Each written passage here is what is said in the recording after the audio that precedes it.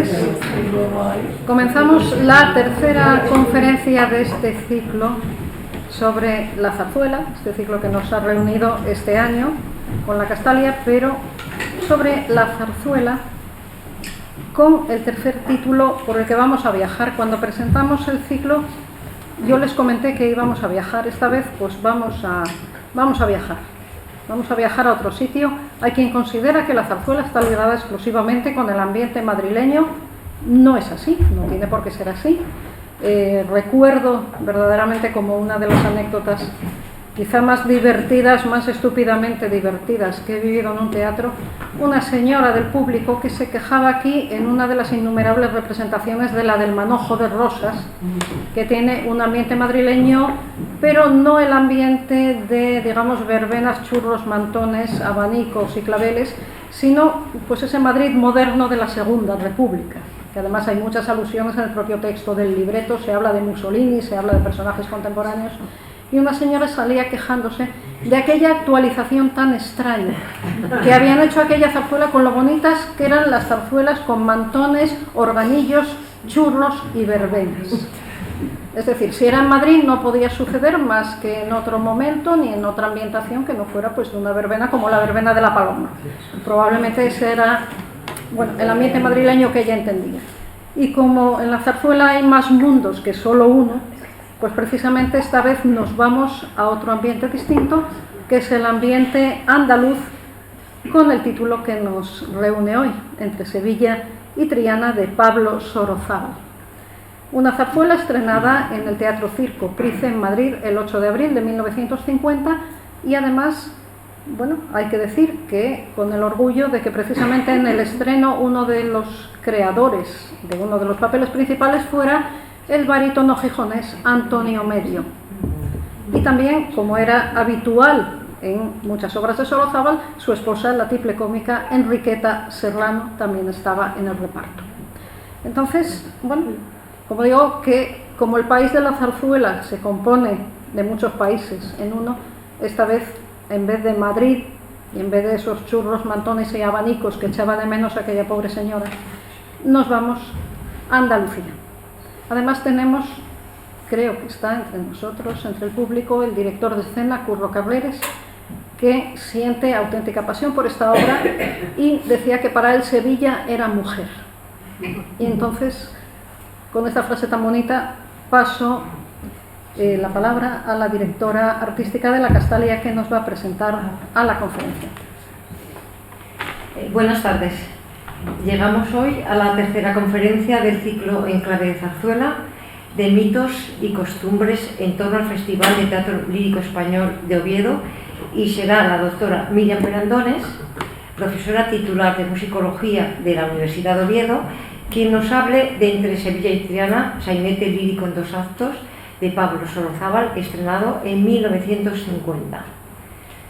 Como breve presentación de la conferenciante, diré que su especialización investigadora parte del estudio y análisis musical de la canción de Enrique Granados y en la actualidad continúa varias líneas de investigación sobre el nacionalismo español y el teatro musical. Es autora de diversas publicaciones en revistas españolas e internacionales, como la revista Intermusic Review o la italiana Artifara, y ha participado con capítulos en obras colectivas editadas por instituciones académicas de referencia, como el Instituto Complutense de Ciencias Musicales o el Centro de Estudios Cervantino, entre otros. Recientemente, con la editorial musical barcelonesa Valois, ha publicado el primer epistolario de Enrique Granados en una edición crítica, Correspondencia epistolar de Enrique Granados, 1892-1916. En la actualidad es directora de la Cátedra de Leonard Cohen. No puedo perder nunca la oportunidad en este ciclo de conferencias de decir lo siguiente. Nuestra especial felicitación a Cosme Marina, director artístico de la Fundación Musical Ciudad de Oviedo, a quien debemos este éxito por su apuesta firme en favor de un festival que convierta a Oviedo en un referente mundial en el campo de la zarzuela y de la ópera española, así como la Orquesta Oviedo Filarmonía, sin la cual no habría sido posible la continuidad de este festival merecedor de tan importante reconocimiento. Le paso la palabra a Miriam Pelandones, que nos hablará de Entre Sevilla y Triana. Bueno, muchísimas gracias, Begoña, y muchísimas gracias, María. Es un honor y un placer estar aquí en la Castalia y en este lugar tan bonito, en el Ridea. Es siempre un placer colaborar. ¿Se oye? Sí. ¿Sí? Vamos a hablar de Entre Sevilla y Triana, que es una zarzuela, que es un sainete lírico, y a esta charla la he titulado Entre la modernidad y la tradición, porque vamos a ver cómo Sorozábal, lo que hace el compositor, lo que hace es efectivamente recoger la tradición y darle una vuelta y envolverla de modernidad. ¿De qué manera? Pues un poco en la manera que estaba comentando la profesora Sangüesa. El sainete lírico, como vamos a ver a continuación, es un reflejo siempre de la contemporaneidad y por lo tanto es contemporáneo. Si se hace pues en los años 80, pues se hace el sainete lírico contemporáneo de los años 80 del siglo XIX, quiero decir 1880 en adelante. Pero si se hace un sainete en el año 1950, nos vamos a encontrar cosas como la Coca-Cola o referencias al fútbol, que son propiamente contemporáneas de la etapa en la que vamos a trabajar y de la etapa en la que sitúa, en su contemporaneidad, sitúa Sorozábal esta zarzuela. Estoy también encantada de que esté Curro aquí, porque no solamente se ha limitado a hacer la dirección escénica, sino que también es uno de los artífices de la recuperación de esta partitura, que durante casi 70 años estuvo olvidada y que felizmente han recuperado y que podremos ver estos días. Curro, a lo mejor podías subirte a compartir la mesa con nosotros, y si no quieres subir ahora, a lo mejor cuando terminemos subes para que te hagan preguntas o lo que tú consideres. El 8 de abril de 1950, que era Sábado de Gloria, se estrenaba en el Teatro Circo Price, Entre Sevilla y Triana, con música de Pablo Sorozábal y libreto de Luis Fernández de Sevilla y Luis Tejedor, ambos comediógrafos y libretistas. El Teatro Circo Price, en el que se estrenó, era un teatro circo, es decir, que tenía la forma circular en el centro, donde se podían hacer espectáculos circenses y otro tipo de espectáculos, como por ejemplo, tal como pone en la placa conmemorativa que se hizo en el año 2005 en Madrid, en la ubicación de este Teatro Circo Price, se hacía circo, ópera, zarzuela, ballet, variedades y veladas deportivas, es decir, que había de todo. Creo que en algún lugar he leído que incluso en algún momento se hizo algún tipo de espectáculo taurino, ya creo recordar. Es decir, que era un lugar polivalente, ¿no? Debido en parte a esa forma circular, ¿verdad?, en la que tiene un escenario central, la pista central donde se desarrollaban los espectáculos. Y tenía un aforo enorme de 3.300 localidades. Bueno, pues este Teatro Circo Price, que era el nuevo Teatro Circo Price, porque hubo uno anterior a mediados del siglo XIX, de 1853, creo recordar, o 1850, no recuerdo bien. En el año 1880 se inaugura este nuevo Teatro Circo Price y se mantuvo activo hasta el año 1970 y actualmente está desaparecido. Pues bien, se estrenó, como decimos, Entre Sevilla y Triana en Madrid, y en el año 1953, 3 años más tarde, se estrena en Barcelona y a partir de ahí en otras ciudades españolas. Sus últimas funciones son del año 55, por lo tanto estamos hablando de eso, de más de 60 años de olvido, 73 si contamos nuestra fecha actual, pero es que su partitura original, que se creía perdida, fue recuperada en el año 2007 por el director musical Manuel Cobes y por el director de escena Curro Carreres, como les comentábamos antes, en los archivos de la SGAE con anotaciones manuscritas del propio compositor. Es a partir de aquí cuando se recupera esta producción, en el año 2012, con una coproducción del Teatro Arriaga, del Teatro de la Maestranza, de los teatros del Canal de Madrid y de nuestro Teatro Campo Amor. Es la segunda vez que tenemos la suerte de disfrutar de esta producción y de la recuperación de esta zarzuela. Aquí tenemos una fotografía de Sorozábal en el foso de un teatro. ¿Por qué escojo esta fotografía? Porque en primer lugar Sorozábal ya tiene una edad y cuando estrena esta zarzuela Sorozábal pues tendría unos 53 años aproximadamente, y además él dirigió el estreno y las sucesivas reposiciones en distintas ciudades, porque la obra la estrenaba su propia compañía, la compañía que el propio Sorozábal había creado, y entonces él era el director musical. Y aquí tenemos una imagen de Sorozábal como director musical. ¿Qué tipo de zarzuela es Entre Sevilla y Triana? Es un sainete lírico, y ahí retomamos lo que comentaba antes María.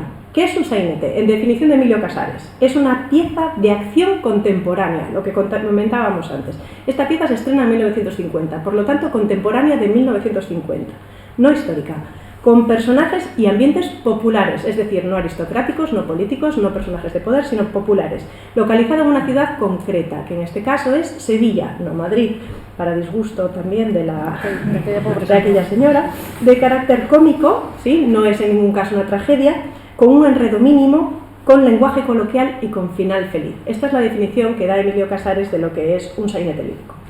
Junto a la opereta, el sainete lírico es el género de zarzuela más característico de la producción de Sorozábal. Escribió 6. La primera fue El manojo de rosas en 1934 y la última, el último sainete lírico que escribió es precisamente Entre Sevilla y Triana. Con Luis Fernández de Sevilla, que recordamos que era uno de los libretistas, escribió otros 2 sainetes en los años 40, que fueron Don Manolito en el año 43 y La eterna canción en el año 45.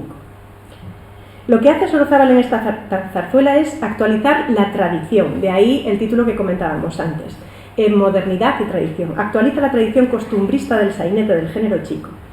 El sainete, de hecho, desde los años 10 del siglo XX, es decir, a partir de 1910, había adquirido ya una serie de rasgos que lo distinguían del sainete que todos tenemos en la cabeza, de la verbena de la Paloma de finales del siglo XIX, ¿verdad? Pues había adquirido ya rasgos que lo distinguían, porque necesariamente tenía que empezar a distinguirse y tenía que competir con otros géneros que en ese momento estaban en boga y que atraían mucho público, como por ejemplo las operetas, las revistas, el cine, los géneros frívolos, con las variedades, las cupletistas. Tenía que competir con una serie de subgéneros que habían surgido más o menos en esa época y por lo tanto tiene que adaptarse para poder sobrevivir. ¿Y qué es lo que hace Sorozábal en 1950? Pues en esta producción moderniza la ambientación y la música, ampliando la estructura típica de un acto, que antes el sainete lírico solamente tenía un acto, y lo amplía a 2. Y de esta manera maneja las convenciones heredadas de la tradición lírica y al mismo tiempo las modifica para garantizar la conexión con el público actual de su momento, el público contemporáneo. En este caso, en contra de lo que hace en otras zarzuelas, evita aires jazzísticos o danzas jazzísticas como el foxtrot, por ejemplo, o el two-step que habíamos oído en Katiuska, ¿no es verdad? Y que había introducido en otras zarzuelas. En este caso se centra únicamente en danzas andaluzas o flamencas, vinculadas estrictamente al lugar donde se desarrolla la acción, o bien que remiten a la tradición zarzuelística. Aquí vamos a escuchar una habanera, vamos a escuchar boleros, es decir, danzas y ritmos que pertenecen a la tradición de la zarzuela desde siempre. Vamos a hablar un momentito de Pablo Sorozábal, en qué momento de su vida escribe esta zarzuela. Pablo Sorozábal nace en San Sebastián, en el seno de una humilde familia, en el 18 de septiembre de 1897. Estudió música siendo muy niño por casualidad, porque le ofrecían clases gratis de solfeo en su ciudad natal gracias a la Sociedad de Amigos del País. Es decir, casi una casualidad permitió que tengamos a uno de los mejores compositores líricos de nuestra historia. Fue niño cantor también del Orfeón Donostiarra, porque era una sociedad coral que estaba vinculada a estos Amigos del País que le pagaban las clases de solfeo. Y él siempre recordó y contó con humor la anécdota de cómo le sorprendió el cambio de voz en los días previos a un concierto con el Orfeón Donostiarra, es decir, pasaba de cantar con voz aguda, en las voces más agudas, a de repente tener que cantar como bajo, y lo hizo en pocos días. Y esto demuestra claramente pues, que era una persona que tenía facilidad musical. Durante su infancia y juventud se ganó la vida tocando el violín por cafés y teatros. y en 1914, es decir, con poco más de 15 años, ingresó en la Orquesta del Casino de San Sebastián y en el año 1919 se traslada a Madrid para ser violinista en la Orquesta Sinfónica de Madrid. En 1920 parte hacia Alemania, becado por el Ayuntamiento de San Sebastián, y allí se queda más o menos en torno a 11 años con idas y venidas a Madrid. Lo hizo sin conocer alemán, sin conocer una palabra de alemán, y en un momento complicado, porque es un momento turbulento, porque es la Alemania de entreguerras, donde había muchísima miseria, como saben, y además una inflación desbocada, que en ese sentido a él le benefició, porque recuerden que él venía con una beca del Ayuntamiento de San Sebastián con la peseta, que era una moneda que era estable, con una inflación desbocada de la moneda alemana, del marco supongo que sería entonces, y por lo tanto eso le beneficiaba, y le benefició hasta tal punto que en algún momento pudo incluso alquilar su propia orquesta, de lo bien que le vino la inflación al propio Sorozábal. Sí. Y le permitió vivir pues holgadamente. A partir de los años 20 también, como saben, Alemania, Berlín en concreto, pues se vivía una atmósfera de jazz y cabaret que seguramente influenció en el joven Sorozábal. Pues esta época, estos primeros 11 años en los que vive sobre todo entre Leipzig y Berlín, y luego se empieza a trasladar a España a hacer pues estrenos de sus obras y a dirigir orquestas, pues se considera la primera etapa, ¿no? En este periodo compone fundamentalmente música sinfónica de cámara y algunas obras corales, es decir, no compone teatro lírico. En su mayoría, este tipo de música sinfónica de cámara y coral de tipo nacionalista vasco. Por ejemplo, la suite vasca para orquesta y coro, o las variaciones sinfónicas sobre un canto vasco, por ejemplo. Pero a partir de 1931 vuelve la vista hacia el teatro lírico, por primera vez en su carrera compositiva. Y fíjense que ya es mayor en el 31, mayor, digamos, compositivamente hablando. Un género que hasta aquel momento le había sido ajeno. Las causas por las que se acerca al género líricos eran que necesitaba dinero, es decir, son causas pecuniarias. Aunque también le influyó mucho el hecho de conocer de cerca obras de su paisano vasco, José María Usandizaga. Lo conoce, lo valora, le sorprende y empieza a interesarse por este repertorio que él había, pues, en cierto modo despreciado. Es decir, que el contacto con el repertorio lírico español hizo que algunos prejuicios se esfumaran.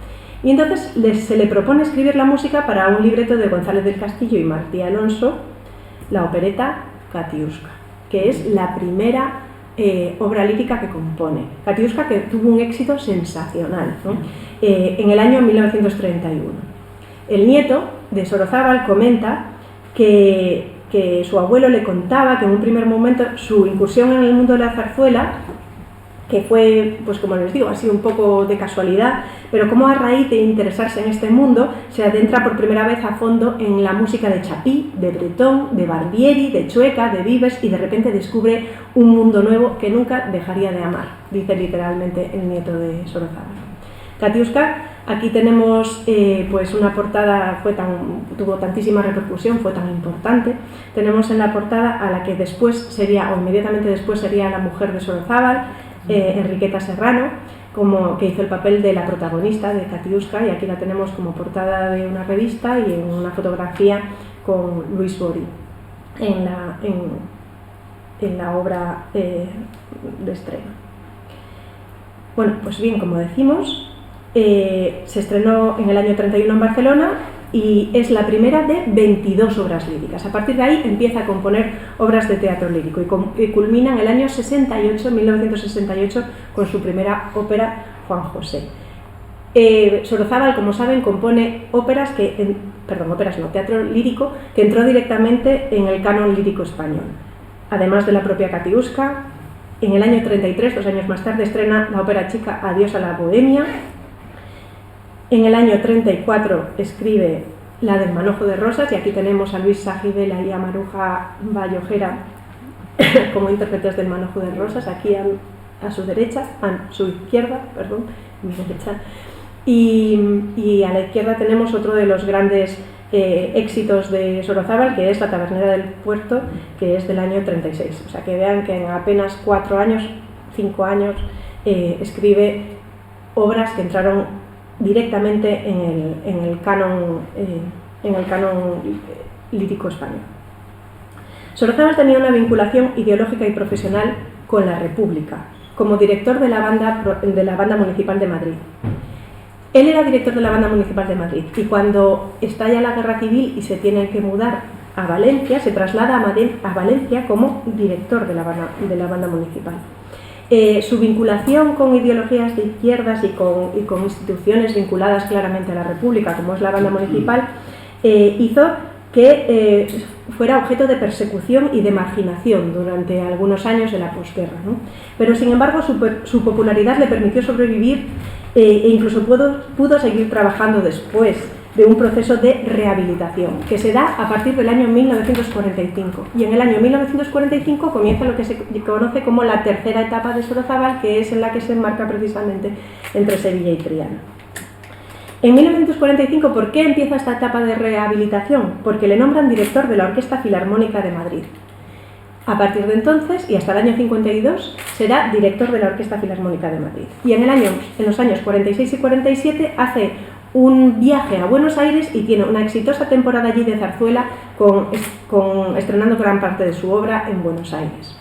Estrenando o reestrenando, porque lo que había pasado era que Manuel Penella, con su compañía, Manuel Penella, que es un personaje que deberíamos estudiar con detenimiento, porque es un compositor de los más grandes también de nuestro teatro lírico, que todavía no tiene un estudio en profundidad y que hizo una carrera internacional por toda América, Manuel Penella, que también era un personaje particular, había cogido el Manojo de Rosas, la había reorquestado y como en ese momento la posibilidad de control de los derechos de autor era muy relativa, pues había estrenado el Manojo de Rosas sin decírselo a Sorozábal. Y entonces Sorozábal fue a Buenos Aires, pues en esos años, digamos, a resarcirse, por así decirlo, a estrenar su obra con su orquestación, después de lo que había hecho Manuel Penella unos años antes.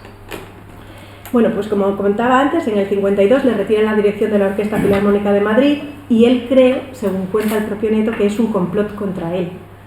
Y poco a poco se va retirando de la primera línea de la vida musical española, acompañado por la certeza de sentirse perseguido, dice el nieto, así como por una gran amargura, y muere en Madrid en el año 88. Sorozábal fue uno de los escasos autores que en el siglo XX continuaron apostando firmemente por un teatro lírico de grandes aspiraciones artísticas, es decir, frente al auge de los géneros frívolos de la revista, de la opereta, de los cuplés, de las variedades, él apuesta firmemente por obras de teatro lírico de aspiraciones elevadas.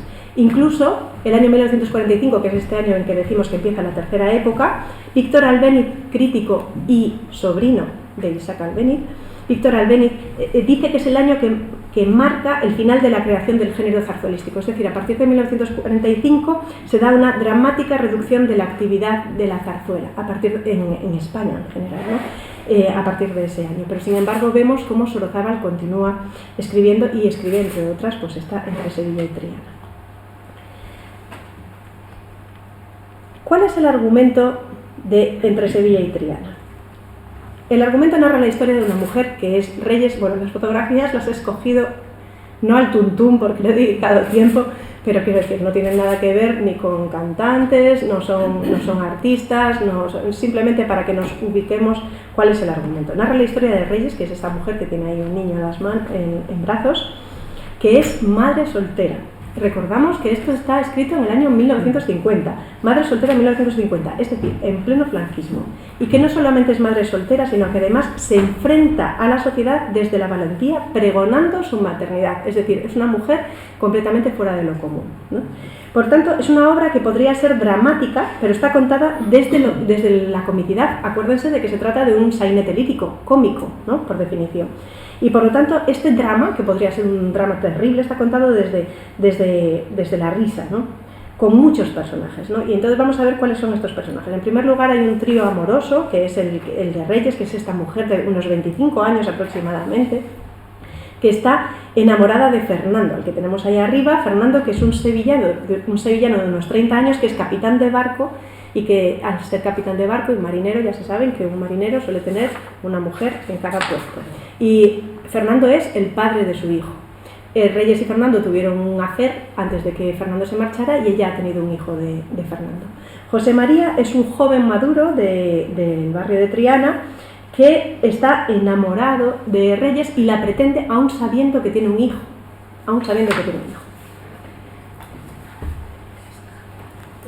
Otros personajes importantes de esta zarzuela son Micaela y Angelillo, que son los que están envueltos en un recuadro azul. Micaela es prima de Reyes, de unos 20 años, vivaracha, simpática, nerviosa, rápida, que tontea con Angelillo, que es el chico que tenemos al lado, que es el tenor cómico. Son la pareja cómica, Micaela y Angelillo. Es joven, es aspirante a torero y presume de ser sabiondo. Estos son los personajes cómicos de la zarzuela. Como digo, Micaela es prima de Reyes y es hija a su vez de la señá Patro. Ahí la tenemos arriba. La señora Patro es la madre de Micaela y por lo tanto tía de Reyes. Es decir, ¿por qué señalo esta cuestión? Porque Reyes no es una mujer, a pesar de ser madre soltera, no está desligada de su contexto social, sino que está plenamente integrada gracias a su prima y gracias a su tía. Y no solamente gracias a ellas, sino que doña Benita y don Mariano, que son dos personas mayores de 50 años en ese momento, no se puede un poco más mayores de 50, pero bueno, se ofrecen a cuidar del bebé para que Reyes no caiga en el ostracismo social. Y entonces lo cuidan como si fuera su propio hijo. Por lo tanto, si se fijan, Reyes está muy rodeada por esta sección de aquí, de su derecha, tanto a nivel familiar como social. Y esto es algo extraño.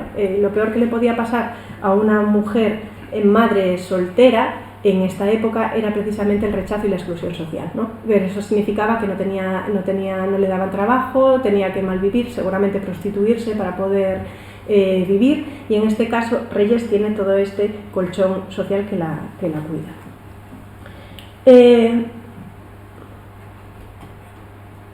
Bueno, la zarzuela tiene 2 actos y 4 cuadros. El primer acto tiene 2 cuadros y el segundo acto tiene otros 2 cuadros. Como pueden ver aquí, cuadro primero y cuadro segundo del primer acto. La mujer Reyes es el centro de la historia, como ya hemos dicho, y su drama ocurre tanto en su vida privada como social, ¿no? Por un lado, en su vida privada, porque Reyes está esperando que Fernando vuelva, y Fernando no sabe que es padre, Fernando no sabe que tiene un hijo, ¿no? Y Reyes está esperando que Fernando vuelva para ver si Fernando vuelve con ella, pero sin decirle que tiene un hijo, porque no quiere que Fernando vaya con ella solamente por el hecho de tener un hijo, sino que quiere que vaya con ella por amor, no por convención o por amor al hijo siquiera, ¿no? Que esto es un planteamiento terriblemente moderno también, ¿no? Y también, además de este drama privado, también ocurre el drama social, porque si Fernando vuelve con ella, habrá una solución al rechazo social, porque ella está mintiendo, ella está diciendo que su hijo, que no es su hijo, está siendo cuidado por una pareja que no es ella, y por lo tanto no puede vivir con normalidad, no puede vivir una vida normal con su hijo. Y si Fernando la acoge, la reconoce como su mujer, entonces tiene derecho a una vida social plena, mientras que si no, va a tener que vivir toda la vida a priori con su hijo siendo educado por los vecinos, ¿no? Que es un drama tremendo. Entonces digamos que tiene ese doble drama, el privado y el social. El drama privado literariamente se plantea desde el inicio, y porque lo primero que se oye cantar es en el original a José María. ¿Se acuerdan? José María era ese hombre que está enamorado de Reyes, y que en esta versión, en la versión que plantea Curro, yo creo que muy acertadamente, esa copla la canta un cantaor. ¿Y qué es lo que dice esa copla? Dice: entre Sevilla y Triana hay un barco que no sabe en qué orilla echar el ancla. Las diferencias entre Sevilla y Triana son una metáfora evidente de las tensiones de Reyes, por la desviación social y moral, y al mismo tiempo no sabemos en qué lado se va a colocar Fernando. Fernando va a ir hacia Sevilla, que es donde tiene una novia además, que se llama Esperanza Moreno, que es cantaora, o se quedará en Triana, ¿no? Del otro lado del río, con ella, ¿no? Entonces el cantaor canta eso, no sabemos qué va a hacer Fernando, ¿no? Y inmediatamente después dice Reyes: El barco de mis quereres, por más que sople la envidia, contra vientos y mareas, llegará junto a mi orilla. Es decir, ella está convencida de que Fernando irá junto a ella. Y a quien quiera desviarme le pido que pierda el tiempo, le digo, perdón, que pierda el tiempo, que soy como la giralda firme sobre mis cimientos. Y estas dos estrofas funcionan como una especie de leitmotiv o idea fija que explica precisamente el trasfondo de la zarzuela y explica cómo es ella, cómo es con su carácter duro, valiente, ¿no? Que dice que se mantendrá firme, es decir, si Fernando no vuelve a ella por amor, ella no va a decirle que es su hijo y se va a quedar excluida socialmente, ¿no? Dice que es firme como la giralda. Esta idea fija, este canto que ella hace, la oímos, como vemos, nada más empezar, y además lo oímos al final del primer acto y lo volvemos a oír al final de la zarzuela, es decir, que funciona como, decimos, como leitmotiv. Vamos a escuchar esta copla: el barco de mis quereres, por más que sople de la envidia, contra vientos y mareas, llegará sobre mi orilla. Esto es...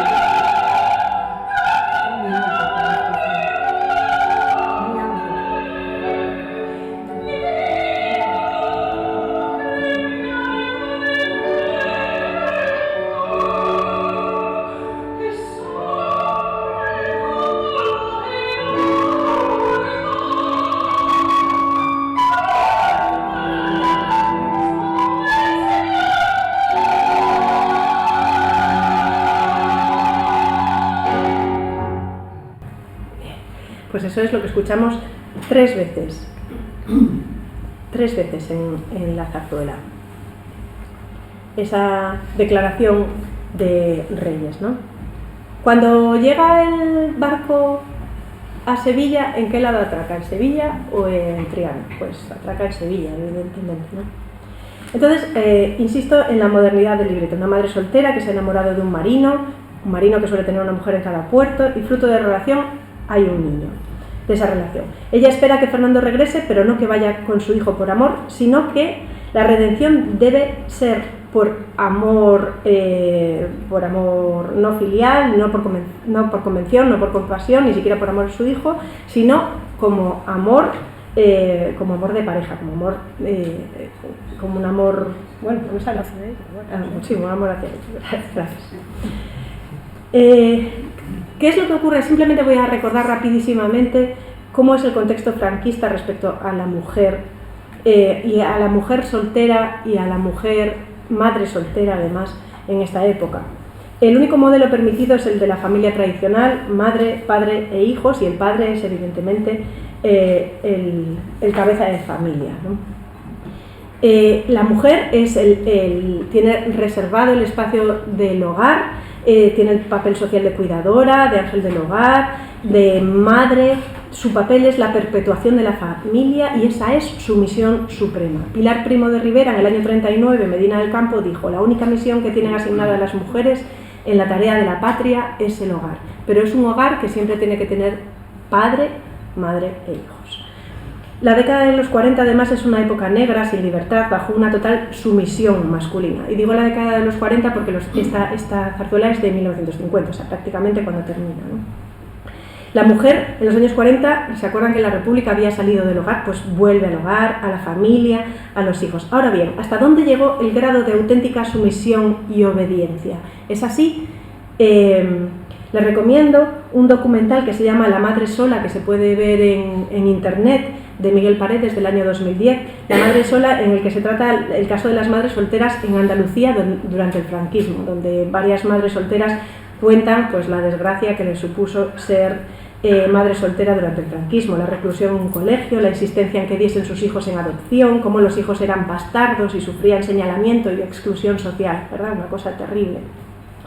Pero como digo, entre Sevilla y Triana, y lo vimos antes, la zarzuela ofrece una mirada benévola, ¿no? Al envolverla primero en un contexto cómico y por otro lado hemos visto que hay un colchón social que la mantiene, que son su tía, su prima y estos vecinos que cuidan de su hijo. Por lo tanto, no está desvinculada de su entorno ni ha sufrido una completa exclusión social, ¿no?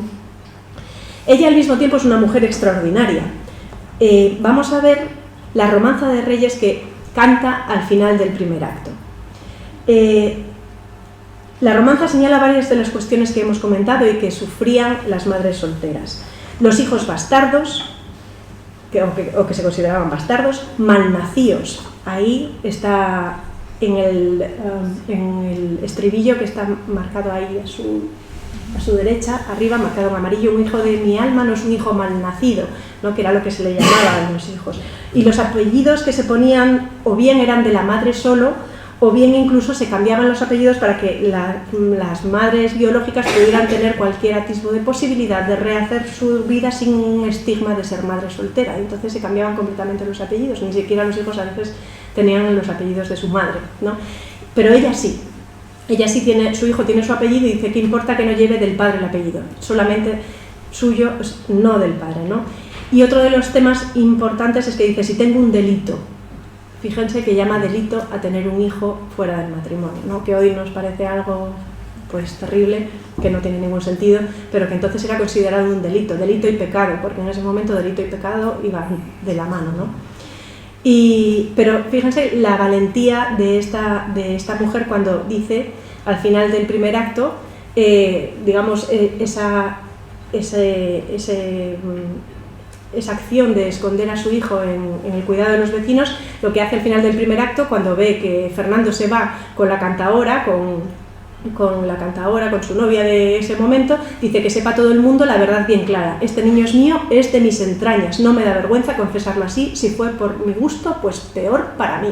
Es decir, valiente y asumiendo todas las consecuencias, ¿no? Es una mujer realmente extraordinaria en el año 1950, ¿no? Y vamos a escuchar un poco de esta área, a ver si acierto. 6. A ver si por aquí.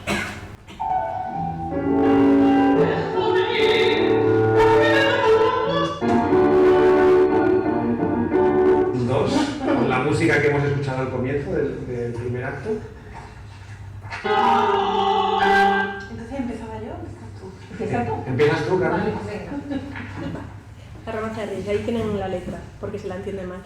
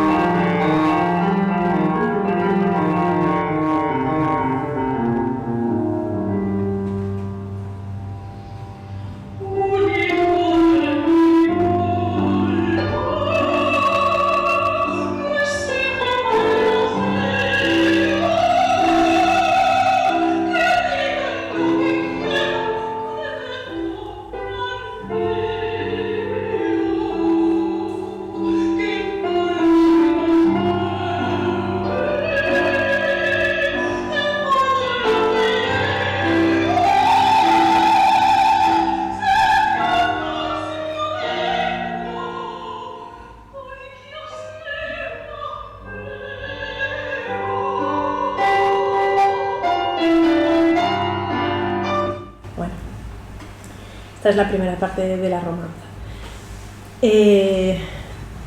Bueno, como hemos dicho, Reyes es una mujer extraordinaria que tiene la valentía de enfrentarse a lo que venga, ¿no? Por confesar que tiene un hijo fuera del matrimonio.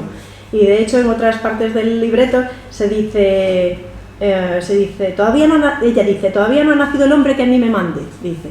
Y en alusión al honor de Reyes, de ese honor que a pesar de que tenga un hijo fuera del matrimonio es un honor intacto, también está simbolizado en las flores que canta la florista al inicio del acto, ¿no? Cuando habla de que aparecen nardos y lirios que son símbolos de pureza, de lealtad y de poder. Micaela, que es la otra personaje, la tiple cómica, que en este caso, como dije, la interpreta la mujer de Sorozábal. Interpreta un aria divertidísima, una farruca, que es un ritmo flamenco, en el que habla de cómo debería ser la mujer o cómo era en el pasado y cómo ha cambiado actualmente, que esto también es una cosa graciosa, ¿no? En este caso les he traído dos portadas de una revista franquista, El Hogar y la Moda, ¿no? Que se dirigía evidentemente a las mujeres de la casa, a la mujer dedicada a su familia y con un perfil tradicional. Y si se fijan en la portada, bueno, pues en la portada de su izquierda, pues ahí el vestido les llega hasta el suelo directamente y no tiene nada de escote. Es abril también, en el de julio, bueno, pues ya tiene un pelín de escote y ya por lo menos no se le ven los hombros porque están tapados, pero ya se le ve algo de los brazos. Por supuesto, según las directrices cristianas, los vestidos no deberían ser tan cortos, que deben ser más largos de la rodilla, bastante más largos de la rodilla, no deben de enseñar los brazos y demás, ¿no? Eso según las directrices católicas del momento. ¿Qué es lo que canta Micaela? Dice, las mocitas de estos tiempos tanto se han modernizado que no hay una que conserve ni memoria del pasado. Y dice, usan medias de aluminio y se pintan más que un clon. Un clon es un clown, ¿no? Un payaso. Sí, y aquí tenemos, por ejemplo, a Celia Gámez en una foto del año 1952, donde evidentemente está maquillada y lleva postizos en las pestañas. Dice, los postizos no los digo porque tengo educación. Dice. Además, aquí vemos al lado precisamente de una crítica de Entre Sevilla y Triana del año 53 de Barcelona, aparecía esta imagen de una supervedette, como pone ahí, escultural, quien esta noche iba a hacer alguna actividad en la escena y donde se la ve con el pelo suelto y fumando un cigarrillo y evidentemente con un escote pues seguramente que no estaría no aceptado seguramente por la Iglesia Católica. Y dice, fuman cigarrillos rubios, está fumando, beben más que su papá, o sea, las mujeres fuman y beben, y salen todas las noches con la llave del portal, que esto me parece maravilloso, porque evidentemente si la mujer sale con la llave del portal quiere decir que entra y sale cuando le da la gana. Entonces, bueno, pues es verdad que había unas directrices franquistas muy férreas, pero bueno, que a lo mejor la vida diaria no era tan estricta, ¿no? Y que ya no llevan moño bajo, ya no dicen ni Josú, y no bailan sevillanas más que en la feria y en la cruz. Bueno, aquí tenemos otro ejemplo de la bella Dorita, también pues con una actitud además provocadora, mirando a la cámara, sonriendo con los brazos, bueno, ya la pueden ver. Y cantan en el estribillo Micaela y Angelillo, ay pobre Sevilla, ¿quién te ha visto y quién te ve? ¿Te entusiasman los deportes? Solo bebes Coca-Cola. Claro, que a alguien le puede sorprender que aparezca aquí la Coca-Cola, pero es que estamos en 1950, ya se bebía Coca-Cola en el año 1950. De hecho, en el año 53 Coca-Cola empieza a producir Coca-Cola, su líquido, en España. Y aquí tenemos una imagen de la publicidad. Ay, pobre Sevilla, ¿quién te ha visto y quién te ve? Te revuelven higos chumbos con hollín de chimeneas y te dicen que es café y te dicen que es café. Que es una farruca muy simpática. Y que habla precisamente de cuánto hay de realidad y de mentira, bueno, pues evidentemente una sociedad reprimida, pero que también tiene sus vías de escape, incluso dentro de estas pequeñas cosas para la mujer. Y aquí a lo mejor Curro nos puede hablar después de una primicia absoluta que me ha mandado hoy, que es la segunda parte de esta farruca que ha localizado hace muy poquito, y a lo mejor Curro ¿querías contarnos un poco? ¿No? Bueno, es cierto, es la primicia porque es la primera vez que se interpreta esta parte de la farruca que encontré en los archivos de la SGAE y que mantiene el carácter del texto original de crítica, pero al mismo tiempo un poco de sorna por parte de Micaela, de esa crítica de las mujeres modernas cuando ella también es una mujer moderna. Y en este caso además hacen la crítica al fútbol, que es otro de los grandes hitos sociales de los años 50, evidentemente. Y como bien se ve en el texto, se discute solamente del penalti y del offside, que era el fuera de juego, el offside, es la traducción en sevillano.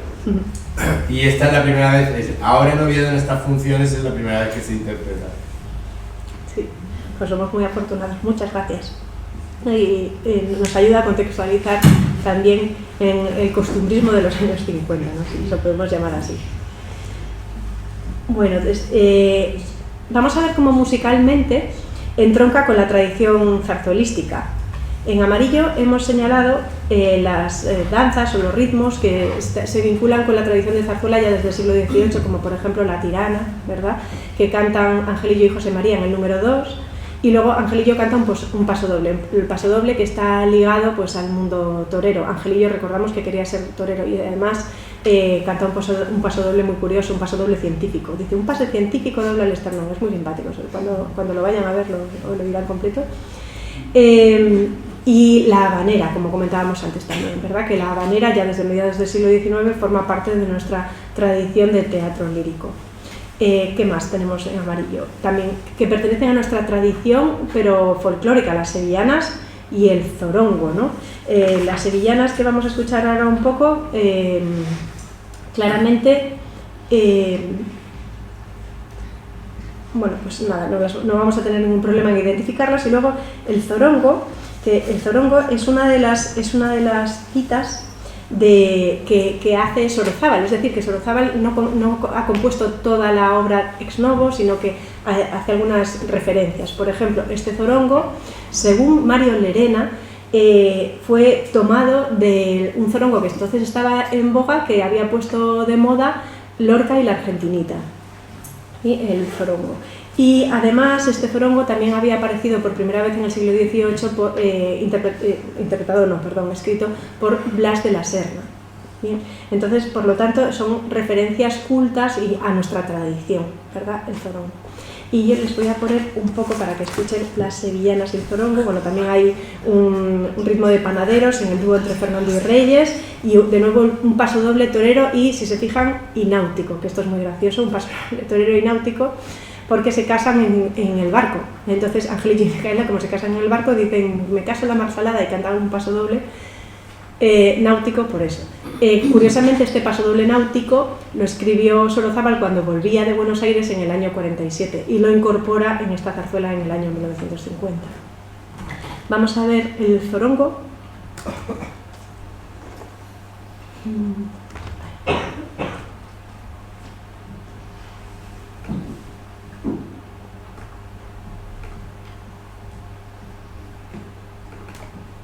Ay, no, perdón, este es el de Lorca.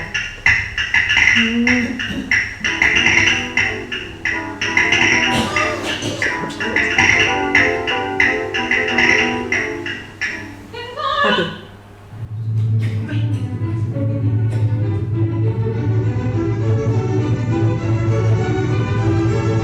¿Qué va con las sevillanas?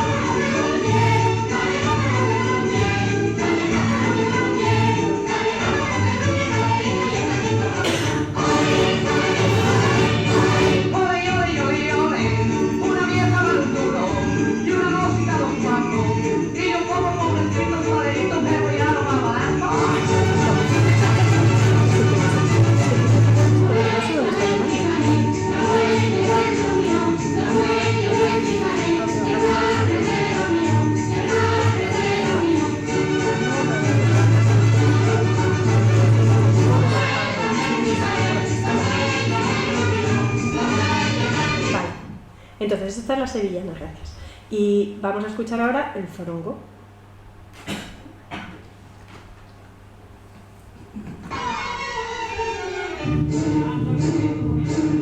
El vicario, el recuerdo, también digno de gracia, que solo con verle quedo, se como una estampa. Ya te he dicho, compañero, que no me espero buscarme, que me dé mi casa, cuando viene un mi madre. Este es una adaptación del zorongo de Lorca, porque no es igual. No es igual ni el texto. El texto de Lorca dice otras cosas. Y esta es la argentinita, la que canta. Y la que toca las castañuelas.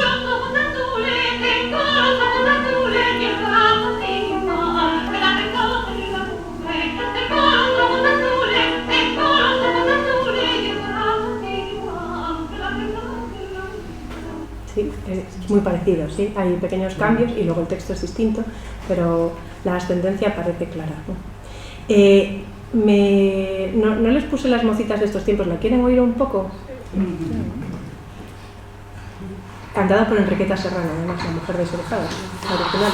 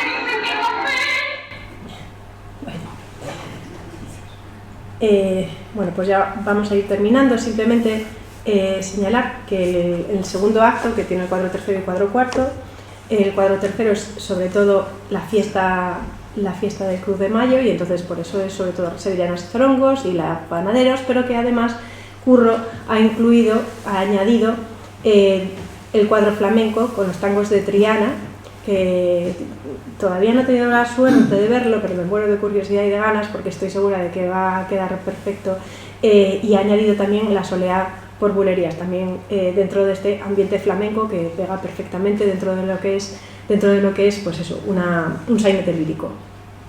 Y en el cuadro cuarto es ya cuando definitivamente se cierra la historia con el pase doble náutico que comentábamos antes y dos romanzas, la de Fernando, la de José María, es decir, los dos protagonistas del trío, y el final, que no les voy a decir cómo acaba. ¿Cómo creen que acaba? Acaba bien, porque es un sainete lírico y porque si no, no hubiera pasado la censura. Claro. porque es una cosa increíble como un argumento de este tipo pasó la censura, es increíble, ¿no? Entre Sevilla y Triana recibió el premio Ruperto Chapí, que convocaba a la Delegación de Cinematografía y Teatro a la mejor producción lírica de la temporada 49-50, y a pesar de sus méritos no permaneció en el repertorio lírico. Ya saben que hasta se estrenó en el 50 y se interpretó hasta el 55. ¿Qué se dijo del sainete en la crítica? Bueno, pues fue saludado con palabras muy semejantes tanto en Madrid como en Barcelona. Se comentó que se repitieron varios números de lo que le gustó al público, de inspiración cautivadora y fuerte temperamento musical, pero el ABC, por ejemplo, el ABC dice que el libreto era infumable, la música maravillosa. El ABC, que es un periódico, pues ya saben, conservador, pues quizá no le gustó la historia, ¿no? Y bueno, simplemente ya para terminar, les enseño aquí una imagen de la partitura reducida para canto y piano de Entre Sevilla y Triana, donde se ve claramente la fiesta de Cruz de Mayo con los farolillos que se comentan en el libreto, con la Giralda como símbolo de Reyes, ¿no?, de la protagonista, de ella es inamovible moralmente, y con la fiesta bailando ahí sevillanas. Y no sé si a lo mejor Curro nos puede decir si ha sido esta imagen inspiración para su propuesta escénica, porque es muy similar, moderna y muy bonita, y muy similar, las tres cosas.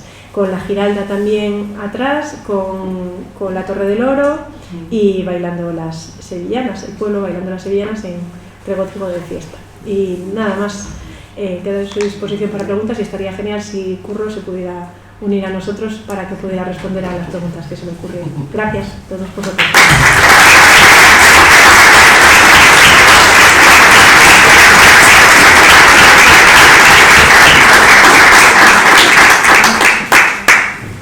Curro, ¿te animas a subir con nosotros? No hace falta, que me una, simplemente, bueno, evidentemente es la historia original, la puesta en escena pretendía, precisamente al ser una obra que creo que se me oye igual, ¿no? Al ser una obra que no se conocía, se mantuvo la ambientación original para valorar más todavía lo importante de su argumento en el año 1950. Entonces, pues sí, es otra solución, no es exactamente literal como dice el libreto, porque no es un encrucijado de calles, no es una barreduela, es un patio metafórico, etcétera, que se convierte en el espacio del puerto también, y jugábamos con el espacio dentro y fuera, porque lo que se habla es que la fiesta está en el huerto del señor Mariano, detrás de una tapia, como aparece en la foto original de la partitura y de la ilustración, eso es. Y entonces nosotros, bueno, en este caso el escenógrafo Ricardo Sánchez Cuerda, pues de alguna manera plasmó mis ideas de la puesta en escena en ese espacio de Triana, junto al espacio en el que se transforma en el espacio del puerto también, con la pequeña inclusión del puente de Triana incluido, que verán en otro momento.